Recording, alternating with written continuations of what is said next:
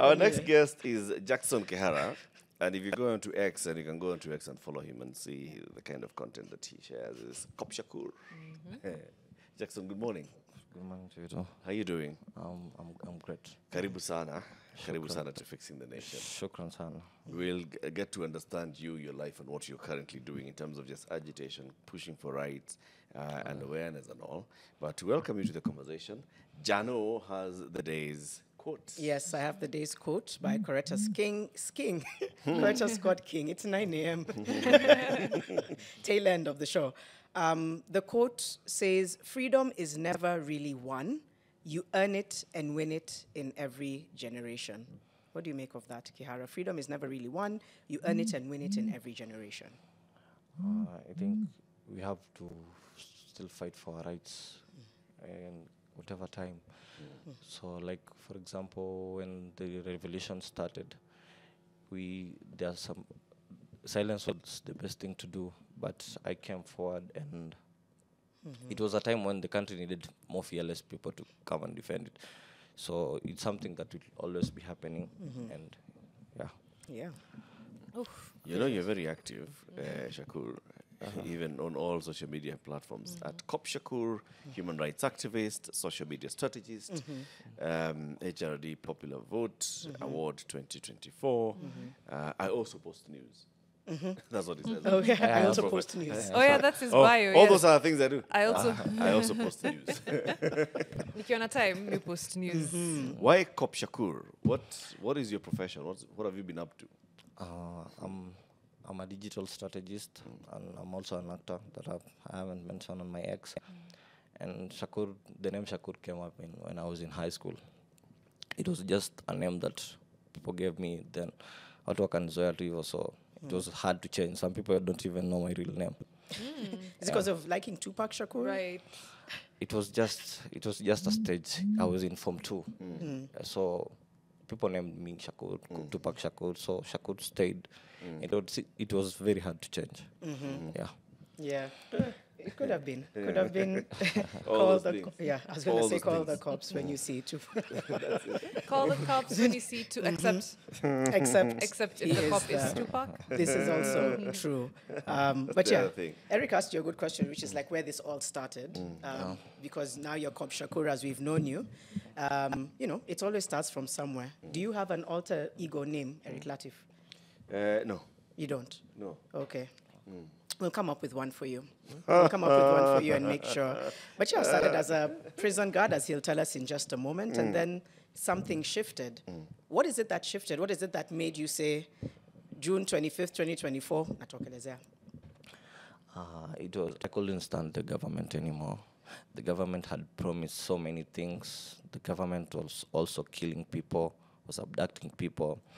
And I placed myself on the shoes of maybe a mother who had lost his mtoto wake. Maybe that mother has been hustling his half his life to provide for his son. Then all of a sudden the government takes him. So that was sad, and I really needed to stood up. It's a hard stance to take. But before you even get to the stance, you had been serving. Yes. How did you get into the prison service? I was recruited at the recruitment center in Bungoma. Tulikimbia. Lap ya kwanza nikakuwa number 1. Lap ya pili nikapitwa na watu. So they saw I was trying to, nilikuwa na bidii, so nikaingia hivyo. Na ulikuwa umejaza meno 32. Prison service wanaangalianga meno? But it's not si kitu ati must. Okay. Was it your dream to actually join the prison service or to join the disciplined services in any way? I wanted to serve the nation in some ways, so it was an opportunity for me to serve the nation. Nikiwa Kenya prison, and hiyo ndio kitu ilikuwa inanimotivate niingie kwa Kenya prison service. How long did you serve? I've served for 4 years. 4 years, yeah. In how many stations? I think 3. I served in committee. I was in Ruiru for a while as a instructor. Then I was transferred to a place called Marimanti.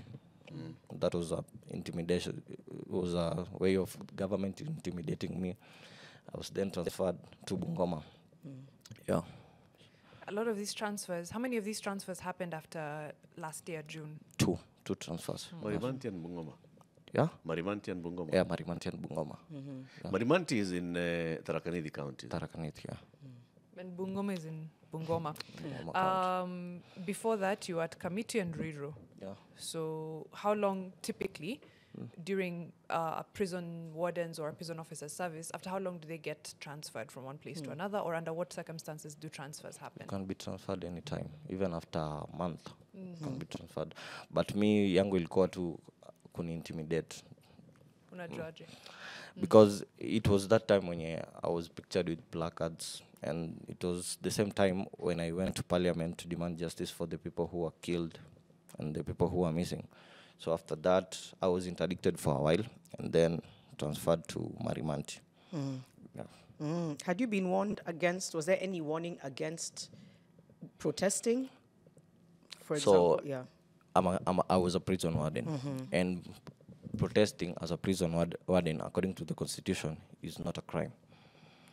So what they did was just to intimidate me, to make me wanifanye nisionge about the injustices that were going on in the country. They transferred me to a place that didn't even have network. I couldn't even tweet, couldn't speak up. So Okay. Uko ni Marimanti ama ni Marimanti, yeah. But Shakur, Yeah. there are standing orders for the prison service, right? Yes. Those standing orders tell you, you as a prison officer, this is how you operate, this is how you behave. You put on your uniform, this is a uniform, this is how you deal with the inmates, this is how you transport them and all. Is there anywhere in those standing orders that tells you you do not picket? In the Constitution, there's nowhere they have mentioned the Kenya Prison Service. They have mentioned the National Police Service and the Kenya Defense Forces. They haven't mentioned the Kenya Prison Service. So I read it and understood it, and it was a time when the people really needed someone even from the service to say that enough is enough, and we all are suffering. I can remember there was a time in 2023 during the Azimio demos, I was deployed in Madari, and some of my fellow officers walikuwa wameenda njaa. They both wanasafa kama watu wengine, wanakimbizana na watu, and they haven't been given any allowance. Tunasafa tu wote. So I just chose to speak up because tulikuwa tunateseka sisi wote. And pia what was happening in the country, haikuwa kitu poa. Kuna wengine wali speak up? Other wardens? Or you were the only one? I was the only one. Okay. And revolution year 2025, wengine wame speak up. Yeah. Okay. Yeah. All right. Before you decided to take that stand, obviously you've said there's disquiet, you've said even when you were deployed, kuna watu walikuwa njaa. Let me start with, how are Kenya prisons officers deployed? Because I would assume kazi yenu ni kulinda jela, and that is the purview, but maybe we don't know. So there is kuna instances zingine like a prison officer zenye become a police officer. When there is shortage of police officers, a prison warder will be deployed as a police officer, because tukitrain we are tulifunzwa hizo vitu zote. Yeah. And this was one such instance. Yeah. So you were told during your mandamano, you're being deployed in the streets to do what exactly? Protect wananchi. Yeah. Protect wananchi. And I think we saw this particular protest, and that's why I think I even want to ask Kihara whether there's a certain training. We've talked about this, training to de-escalate, training to contain, whether prison warders have that kind of training. Ama mnakuwa tu deployed, mnaulizwa. Your training, like, it's a paramilitary training, and everything the police know, the prison warders know. It's the same training. Okay. Because I remember there's a reporter who pointed it out when recently the cameras showed a group of people being whipped. And this reporter said their prison warders, I don't even think they're trained for this. But unasema you are actually trained to also contain Even protests. inside prisons kuna kuanga na protests. Of course, yeah. Okay. So what is the procedure for de-escalating? When a protest is, so people may protest and they protest peacefully. When a protest appears to be moving out, what is the procedure for de-escalating it? Ni shoot blank bullets juu. Shoot Blank bullets. Not even rubber bullets, blank bullets. Shoot watu. So ndio watu watoke. Yeah. Okay. Na ukiendelea kufanya hivyo na nothing happens? Kuna time enye I think wanasemanga like kuna kuanga na ring leader. Yeah. According to vile si tulifunzwa kuna kuanga na ring leader, maybe anasemanga maybe mshoot. But me, my understanding is if your life is not in danger and someone is not trying to snatch your weapon, you're not supposed to shoot at him. Okay. Yeah. Are there other people who think like you in the prison service? They may not have come out openly to speak. Not even in the prison service, in the police service. Kuna makara wengi wanafikiria vile wanafikiria. Kuna wenye wanafikiria vile wanafikiria, but sio wengi sana. What prevents them from speaking out? Yes, because one of the things, it's what was done to me. I was transferred. You know, like what even Samido did. He was intimidated in so many ways. Transfers, nini. Even there was a time I was in committee, I was being even denied to go for lunch break because wanasema tiuni muasi. So they are usually afraid kufanywa vitu kama hizo. They just follow orders. Okay. Yeah. So the system is basically just too tough. Yeah, it's made to make sure that you shall toe the line, so to speak. Since you left, have you faced any repercussions from that system? The intimidation zilikuwa mingi, so I had to choose between my mental health and my job. I wrote 3 resignation letters so that I could niachiliwe, but so wakakataa kuniachilia, but eventually they fired me. I've been arrested like 4 times.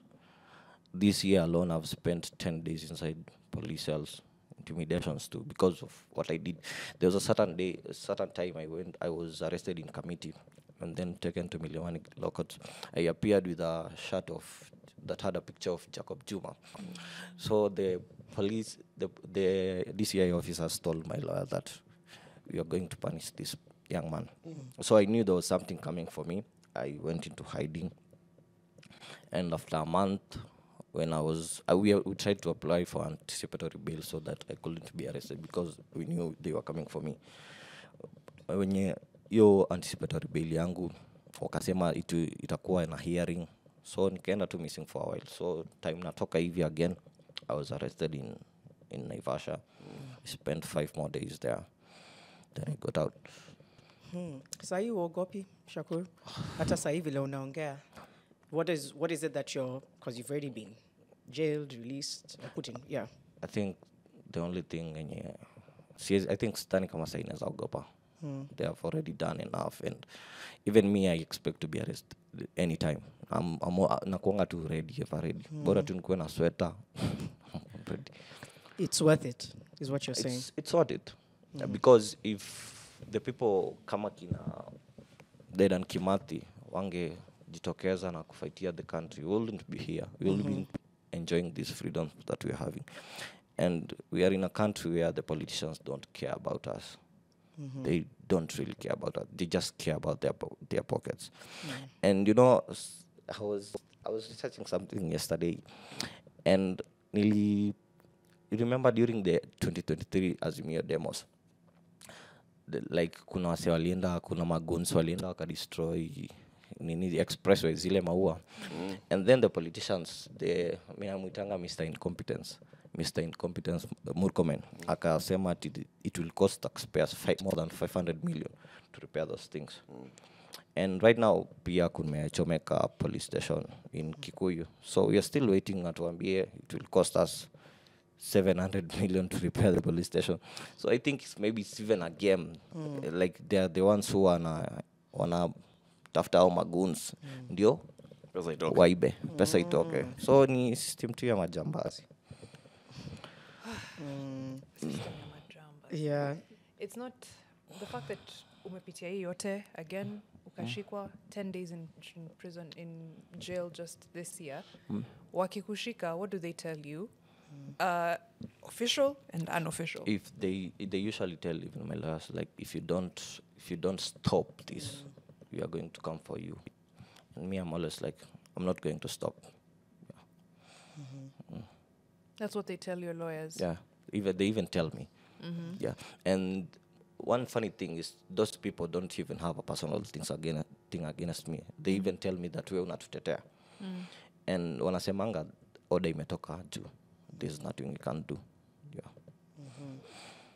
Very reminiscent of, unfortunately, what happened to the late Albert Ojwang. It's umepost kitu, we're not happy. Orders came from above. Yeah. We're taking you to the station. Yeah. When you think of ordinarily, how would someone leave the prison service? Leave, like resigning. You can resign. You can draft a letter, then you send them to them. And there's no pushback. Is that something that happens? Ni kitu lazima watakuwa na zile back and forth. Jumia I've drafted it 3 times and zilikuwa na zile atukuachilia. Even the DCI, they told my lawyer we are trying to kumwachilia. Even right now as you're speaking, I was just called and told, come and pick your dismissal letter. I've been trying to find that dismissal letter sioni. So I'm still wondering. Uliambiwa lini come and find your dismissal letter? It was, I think, on May. Sometime in May. Yeah. So you were to pick it from where exactly? In Bungoma prison. Bungoma prison. Yeah. Mpaka sasa inaambiwa iko kwa safe mahali imewekwa, iko wapi. And I want to use the same thing to go to court. But you're not on payroll. Yes, I'm not. Yeah. So unazungushwa. Nazungushwa Okay. tu hivi. Now there's no way you can obviously ever go. Oh, you look like you have a question. No. You're doing the math. Okay. I was trying to You're trying to the do math. Yeah, because I also noticed he said he resigned 3 times. I'm like, what? Why do you have to resign 3 times? But umesema mnapelekana tu. Nilipeleka barua 3 times. Hadi nikaambiwa na lawyer sasa watumie through via email and I did the same. So but pia ilikuwa na hivyo itoki. Nasha nikubaliwi. Okay. Hauna regrets sahi? You never think ningeka tu job, at least I had security, I had income. Do you have any regrets? And I don't think I have many regrets because I'm going for a better thing. And I think Pia God, for what I've been doing, God Pia is faithful. At least I'm doing well. Mental health yangu iko better, way better. Yeah. Wow, even with the threats, your mental health is better now. Because you're out of the system. Yeah. Wow. Okay. Yeah. Kadere is on the line from Kitale, has a question for Cop Shakur. Good morning, Kadere. Good morning, Kadere. Ni kama tumpati, but as soon as we get him back, we'll have him ask the question. But basically, the fact of the matter is, it was an incredibly brave decision that you made. It looks come up logic and 1 + 1, but it's incredibly hard.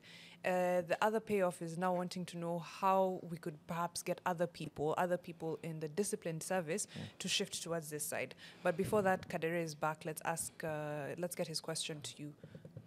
Kadere, good morning. Hello. Good morning. Swali yako for Cop Shakur? Shakur, morning brother. Morning, brother. Hello. Morning to you too.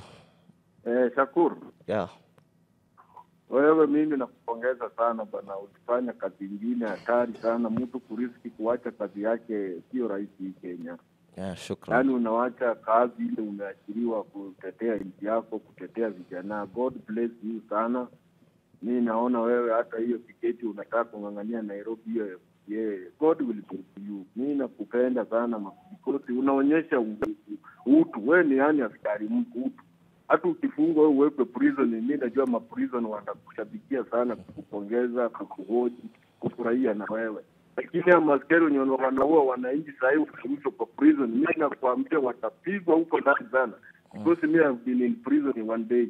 Najua bila kuna karibu huko. He's broken. Yeah. He's broken off, but I think he just wanted, of course. Amekupongeza. Are you running for MP of Kikuyu? Yeah, I'm running for MP of Kikuyu. Okay. Before tuingie maneno ya politics, I wanted to know how to move other members of the disciplined forces on this side, especially the police, because and now prison warders, which a lot of us didn't know, are called into situations like this. And it's not to have them necessarily come out and undermine, but just to obey the law at the bare minimum, right? So excessive use of force, killings, abductions, all of that, to just not do that. I'm not even asking you to come out on the streets and be a Shakur. How do you think we do that? There was something that Eric Omondi has been doing. Alikuwa anaambia makarao, they record a video and they speak against police brutality. Watu wamekuja wengi, they were recording a video. Even like 3 days ago, there was a cop who was arrested. It's called Afandideno. He was arrested for speaking against police brutality, and that's a good thing. And I think kitu pia imefanya makarao wakakuwa courageous enough to speak about police brutality is the fact that he came up and spoke about it. And kuna maskari wazuri, si wote ni wabaya. But utapata most of them ni wabaya. Like what happened to Boniface Karaoke is so unfortunate. That guy was just happy. Maybe hajawai piga bunduki mali risasi plus ingine, was just maybe happy. Kuna mtu alisema something like that on the show, like maybe that was the first time he'd ever done it and got excited. And alafu naweza pata pia mental health yake kukua poa. And easy checks zinafaa pia zifanyiwe. There are some cops who are not given firearms because like wanakuanga, they have so much in their head. Wengine wanakuanga yuko sawa. So before hata wakuwe deployed, inafaa kuengena hizo na check mtu mental health yake ikoje. What is this person going through? You see like what happened yesterday. That thing could have been prevented. But kuna ile tu laxity, kuignore vitu. Yeah. Kabla tuingie hata mambo ya siasa, take us through hali ya prison wardens, because we've talked a lot here about what police, like their welfare, whether it's housing, whether it's how they live, whether it's the mental health load. As somebody who was there, what are the biggest issues that you face? Mimi, one of my biggest issues was ile from the bosses. Wanaweza kufanya tu, wanaweza ku-intimidate vibaya sana. Like they can deny you your leave. Wanaweza kuforce ufanye kitu yenye utaki kufanya. Unaweza kosana na boss akupige transfer. Unaweza kosana na mdosi, maybe anataka, maybe your girlfriend anapiga transfer uende place nyingine ndio abaki na your girlfriend. So alafu pia kuna these housings. You'll find some people have loans and they affect them so much. So unapata mse mental health yake inaenda kama prison warden. Unaweza pata mtu ameanza kuuza drugs huko hivyo. Ameanza kuuzia inmates drugs, ameanza kuuzia maroiko manini. And that is wrong. That's wrong. Right? That is prohibited. So you're saying that it's the way things are, the way conditions are, that force people to start doing some of these things. Yeah, the salary, the pay. How there was the report that was done by former Chief Justice David Maraga was also looking at the condition of the Kenya Prison Service in addition to the police and NYS, and it talked about the same thing. It's about the welfare of all the officers in these cadres. In terms of the Kenya Prison Service, talk about housing. Talk about housing, the housing for prison officers. Talk about the chain of command as well. Like if a superior comes and gives you an order, what have you been taught to do with that order? How do you process that order? You're supposed to follow lawful orders, not unlawful orders. But it can be unlawful, and if you don't follow it, bado still pia watakuita mwasi. I remember there was a certain time nilitusiwa na askari, basically for refusing to follow an unlawful order. What was the order? Ilikuwa inaniambia niende, kuna mfungo alikuwa na katalia kwa nini kwa nyumba ni supposed to come, akaniambia napiga mtu atoke nje. Nikamwambia I can't beat him. So unaanza kuitwa wewe ni mwasi. Yeah, because you just, and you're not supposed to be that person. So Enda piga atoke. Unaweza piga mtu ako na injury ya kichwa ama ako na kitu pali, then when he dies unageuka unabaki peke yako. Have you seen such happen? Where an officer took an order from a superior, something went wrong, and the superior... It happened in industrial area. It has happened in even committee. It has happened many prison. I think every prison zinakuanga hivyo. Unapatanga tu anakuambia unapiga mfungo, kumbe maybe alikuwa na shida yake hata hujampiga sana, anakufa. So then unabaki wewe ndio unateketea, wanasemanga unateketea peke yako. So hao officer waliteketea kiaje? But there is something that happened in industrial area au makarao pia bado wako free, and that's not something nice. So people know conditions. I'm sure mnasema time and time again, tuko na shida ya salary, tuko na shida ya housing. Where is the biggest gap? Because do you just feel like the system doesn't care about the welfare? Is it budget issues? Is it attitude? What is it?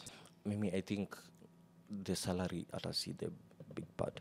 Most of the karau kitu yenye will affect sana ni easy transfers.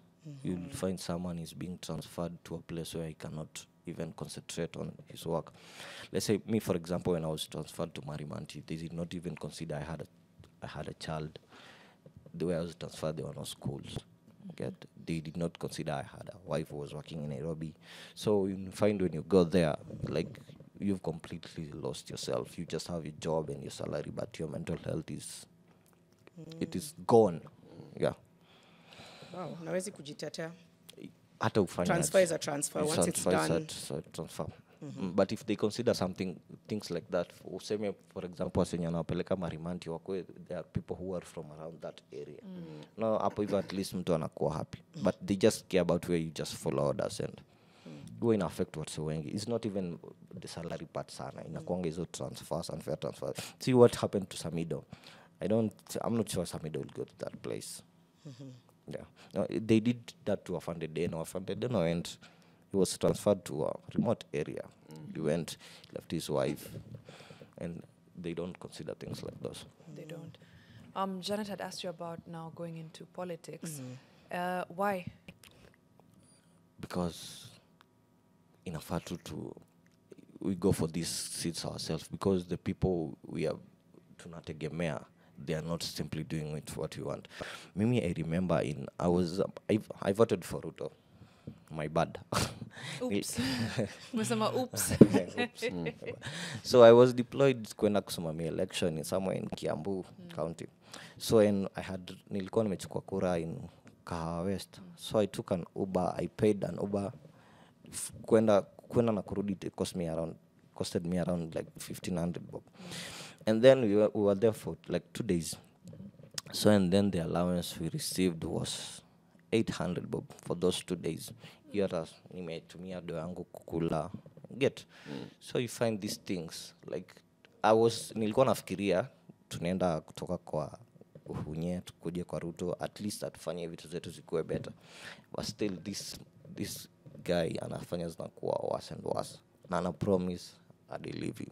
He just cares about himself and his family, and they don't care about us. So unasimamia election kama msewa IEBC ama kama party? Security. Kama security. Yeah. Okay. Yeah. Allowance ya 800 for those days. So that's meant to do food, accommodation, kila kitu. And it will leap after 5 months. 5 months unatumia 800. Hey. Aya. Hey. You saw that, but the issue, was it with the party, the organization, shida ilikuwa wapi? Like shida, I think kulikuwa na hiyo kuiba tudo. The government huwa inafanya hivyo. Like I was reading the budget and allocation ya Kenya Prison Service, it was like 68 billion kwa food ya wafungwa. And you know, approximately we have like 60,000 inmates in Kenya. So let's say kila inmate akona 108,000 food, and those people even don't eat good food. Chakula inatokanga kwa shamba. So hiyo ni ways za kutumia kuibado. So if we don't go for these seats ourselves, these things will keep on happening and happening again. So you want to change things for the better. Tukienda huko hivyo tunafanya vitu zenye zinasaidia the common mwananchi.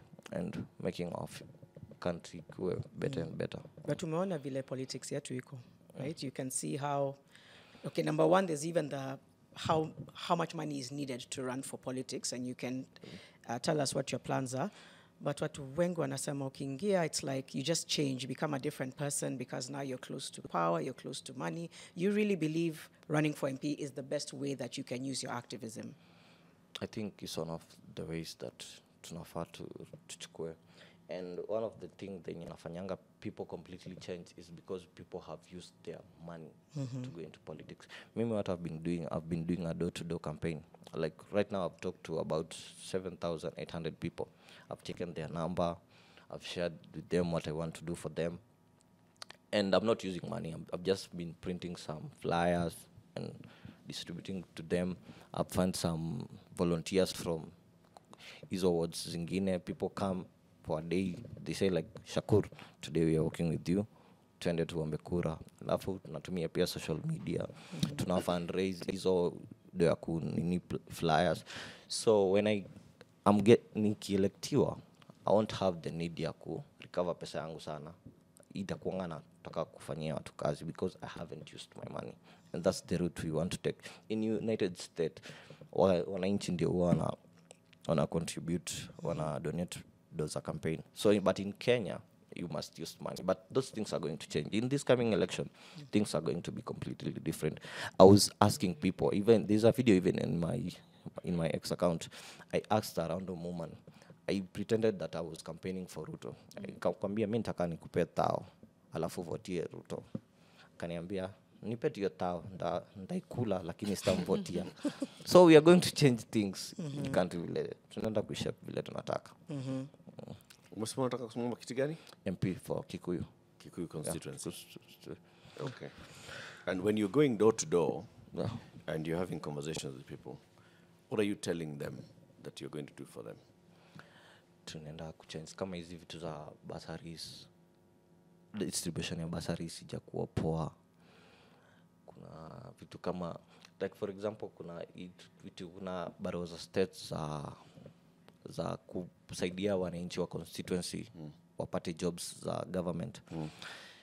The funny thing zenye imekuwa ikihappen na ma MP, they don't give people those barua za kwenda karao. They sell it to them. So if these things so an MP has like a quota of people. Like say ukienda like training college ya Kenya prison vile wamechukua hivi, you'll find most of those people are relatives wa kina Kimani Ichung'wah, kina Farouk, kina Murkomen, but hizo there are some state letters they are supposed to be distributed kwa constituency kwa watu wenye unaona watu wanafaa kupata job. Is that fair? I think ni kama vile unasemanga like bursaries. Yeah. But what they are doing is not fair because they are giving it to their family members, they are selling it to wananchi. So how do you want to change that? Tunataka tu kuwa fair to everyone. Like usikue mnabagua ati huyu ndio unamfanyia. So you still want to issue the letters but in a different way. Let's say for example with bursaries. With bursaries unajua there is a lot of corruption there. Kuna mtu tu huwezi pata bursary if you're not connected to that person, MP or anyone. You cannot receive that bursary. The roads, vitu mingi then was ni PR tu tunachezea wanga huko hivi. Like akunanga development kwa constituency kama so how will you ensure fairness? Tuache na police, it's a whole different conversation. Bursary, okay? So there's bursaries, 50 million shillings for Kikuyu constituency. How will MP Shakur ensure fairness in the distribution of bursaries?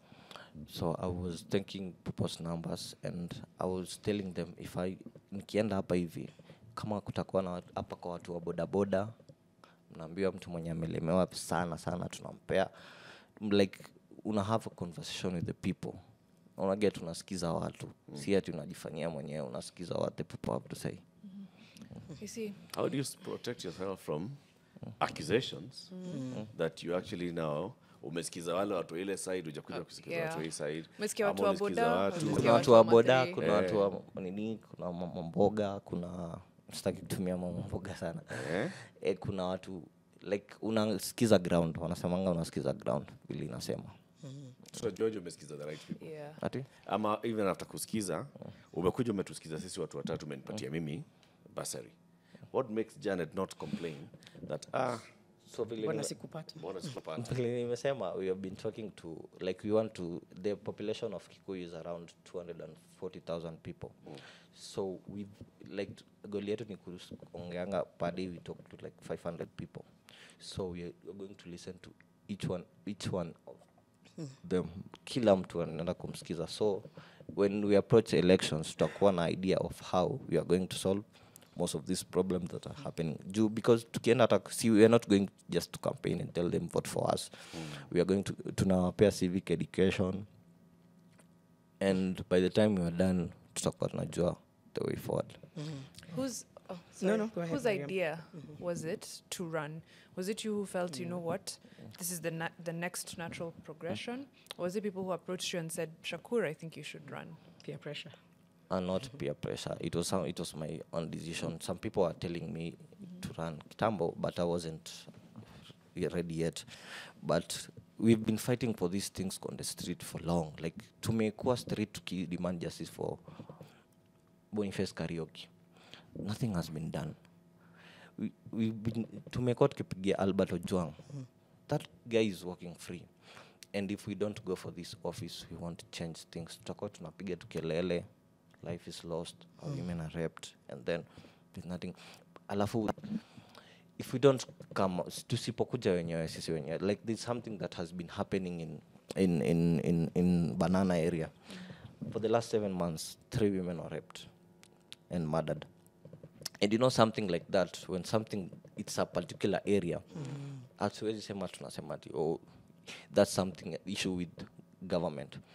The incompetent CS hasn't done anything about that area.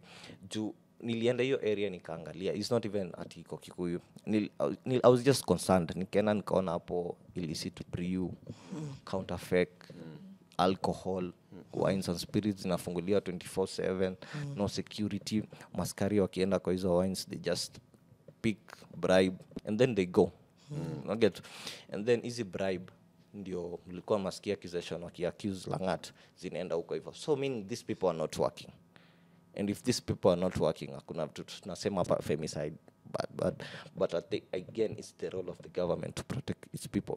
For example, government ingesema kitu kama uko in that place, kunakuwa na patrols every time, wanaweka security lights, they get rid of those hizo ones and spirits zenye hata zina licenses, drug addiction yenye huko hivyo. Because 2 months ago, a 69-year-old woman was raped by people. And for something like that to happen, bro, there's a problem. Yeah. There's a problem somewhere.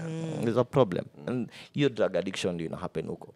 And your drug addiction ina sababishwa na bad governance, because these people want to take bribes. They go up to huko juu, wanakula do. They don't care about us. But if we go for those seats ourselves, for example, if it's in my constituency and I see something like that happen, I'll complain about it. But they're not doing it.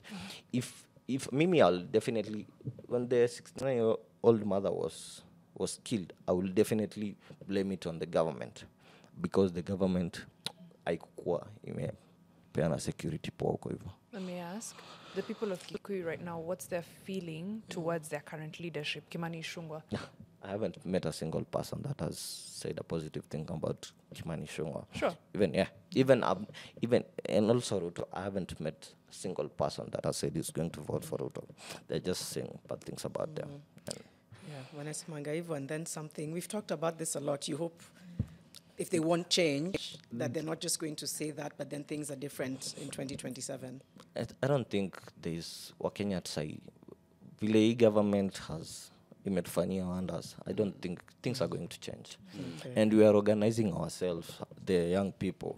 We are talking to young people of how we'll secure our votes so that they don't steal our votes. How we'll be having in every polling station, in every classroom, tutakuwa naenda kuwa na mtu mmoja hapo, young person mwenye anaenda kuangalia kura zetu zisiibiwe. And we are going to change things. All right. Before we continue, James is on the line. Anatoka Nairobi, and I think he has a question or a comment for Cop Shakur. Good morning, James. James, you have to turn down the volume of either your TV or radio so that we can tupatane vizuri. All right. He seems to have dropped off. At first, I could hear the TV behind him, and then he dropped off. But I think from a civilian perspective, as we wrap up, we want to see more pushes like this. More, persons in the disciplined forces just following the law, exercising their rights as well. From now, the other end on the political spectrum, we want to see more young people come to the ballot, one. Also, more young people vying for political office. So definitely, I think it's a great first step. I just want to know, what is Cop Shakur's ideology, manifesto? What is your selling point to the people? Because we can talk about mandamano, nini, all of that. Yeah. Like, kwanza ni safety ya watu wa constituency yangu. Like vile nimesema about what has been happening in Banana. Kuna vijana wana drug addiction imekuwa mob sana. People are not even working. And as a member of parliament for your constituency, that's your responsibility. It's your responsibility to go and tell government, this is happening in my constituency. I need help. You're not supposed even to be on the side of the government. Like the OCS, the OCPD or station, wanawambia, this is happening in this. And OCS akona ability ati ya kufanya nani ya kuwe transferred the OCPD if he's not doing his work. Okay. We're just about to wrap up. James is on the line for one final question before we go. James, you're back. Good morning. Good morning. What's your question for Cop Shakur? My name is James. I'm a retired police officer. What I wanted to know is to correct that former prison wonder. Yes.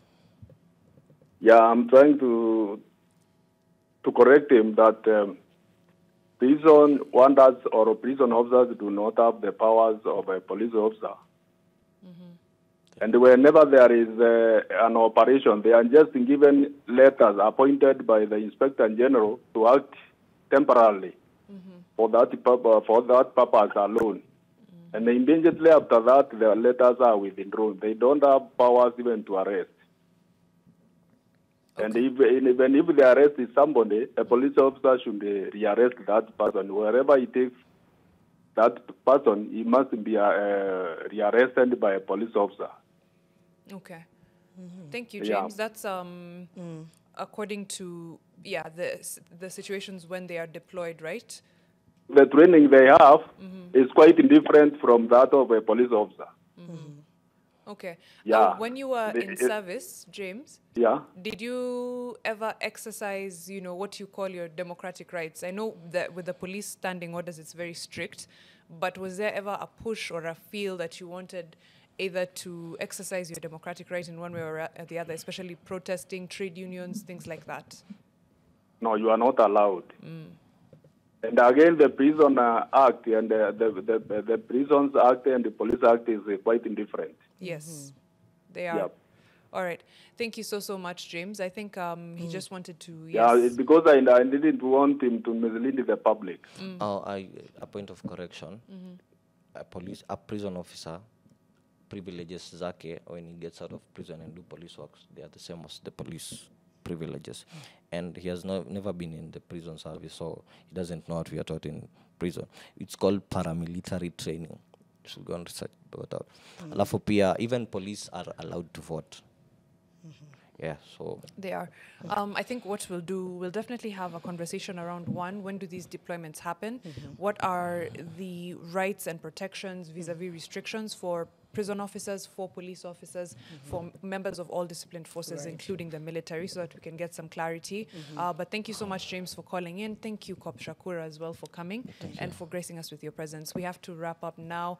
Your world, something is coming up, Jano. Yeah, something is coming up on finances. It says here, mindful money, spending with intention. Align your money with your values. Easier said than done. But that conversation is coming up with Winnie and Mikali, some guests coming into studio in just a moment. The money determines the values. The money, not the other way around. Not the other way Pesa around. ikiingia uko na value fulani. Allah. Kama una pesa uko na values fulani. I thought you need the I want taste to for see. cabbage. I want to that see Latif changes. use that Those are masterclass. Yeah. Sawa.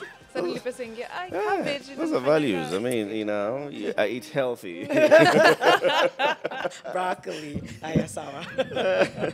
Kop Shakur, thank you very much for joining us, and wish you all the best as you continue engaging with the people of Kikuyu, where you say you are engaging with them and you'd like to be their next MP. Just engage and get to understand also just what they want and what the job would be, and so on and so forth. Asante sana for tuning in to Fixing the Nation. One conversation at a time. We've had 4 today, many more to come. Tomorrow we'll be back here, 6 a.m. to 10 a.m. It's Eric Latif, Mariam Bishar, Janet Bogua saying goodbye. Have a lovely day.